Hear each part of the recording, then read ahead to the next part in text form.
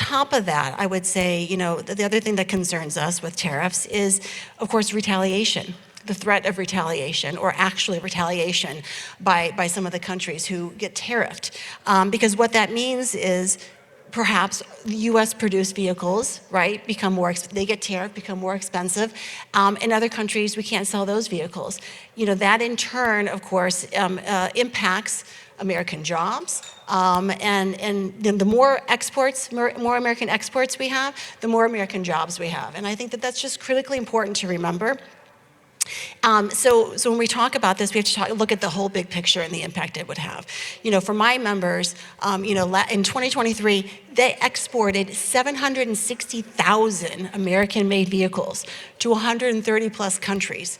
We only want to see that grow. We don't want to see that decline. So I think that that's important to keep that in mind. And also, so I think, certainly, that's an important piece when you talk about Mexico and Canada, and universal tariffs, right, if that were to come into play. So I think to us, it's just increased costs, and certainly the uncertainty has a significant impact as well. Okay, so we saw concern about cost increase at the supplier level, at the OEM level. How does that flow through? I think we know who's going to pay that, right? If costs go up on the inputs and the manufacturing process, those get passed on to the consumer. If you're able to do it, they may choose. It may be that it's not even worth importing that vehicle. If you look at, there's a 25% tariff on imported pickup trucks, and without USMCA in place, tell me how many pickups get imported into the U.S.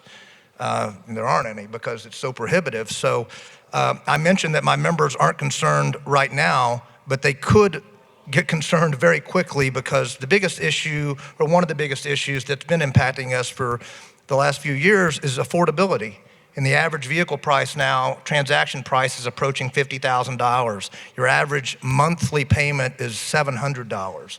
So you add possibly $10,000 to a car being imported, or from wherever the tariffs hit, it's a big deal. And we worry that that could tip the scale when we're starting to see that slide back a little bit. And if consumers can't buy what they want, it doesn't do any of us any good. And so that is really what worries us, is this tips the affordability scale back out of favor with the customer.